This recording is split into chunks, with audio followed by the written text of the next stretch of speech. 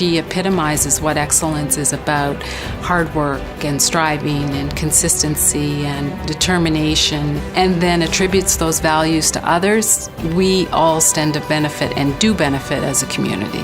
It's all those life experiences that give you confidence so that you can say, hey, I can make a difference and I'm going to make a difference.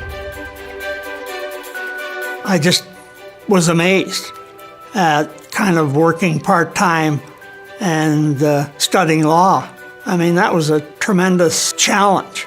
She was a second-year law student at the University of Windsor Law School, and I was teaching a criminal trial advocacy course. I told her that you make up your truth and then you try to sell that to somebody, and even then it'll probably be difficult.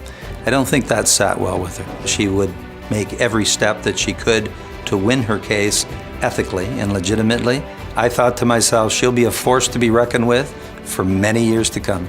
It's just marvelous to see somebody who had a dream and made it a reality. I first met her in the mid-1990s, and she was my adversary at the time. There weren't a lot of female lawyers in the local bar, and so you knew who they were. She, together with others, kept a watchful eye over us, and she started that mentoring just in a periphery fashion, but then when we had occasion to meet each other, it became much more direct. There's no question that she was very highly regarded in her field. First of all, she always made herself very knowledgeable.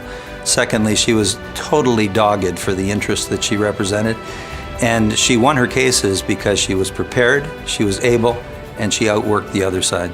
Loretta found a niche in the area of workers' compensation, and she acted for companies, and she had, I think, 253 companies at the end of 10 years. The differences were always treated with respect.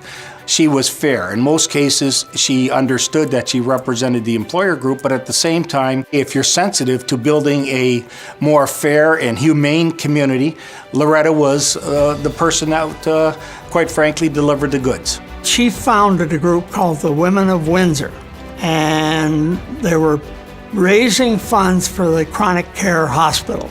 Loretta says that's really her only failure, because she targeted $1 million to be raised, and she raised $700,000. That really struck me as, wow, this is some kind of a person.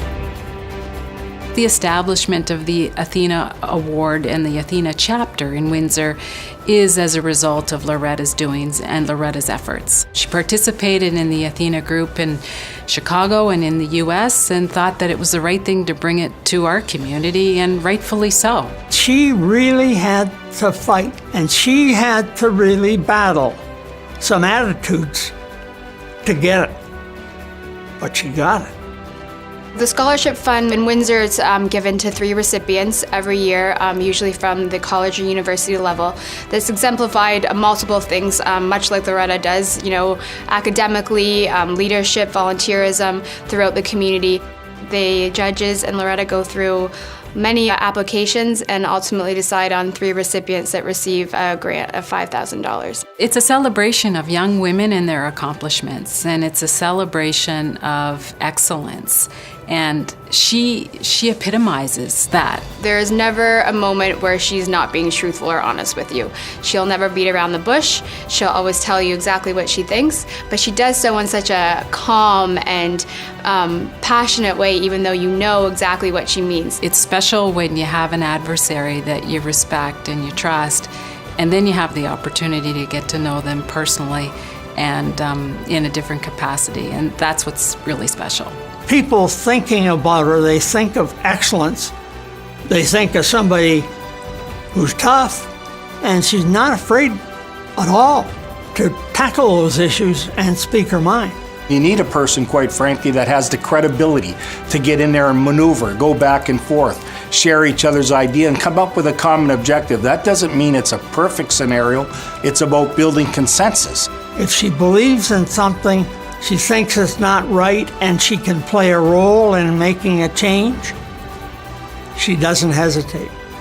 She walks the talk.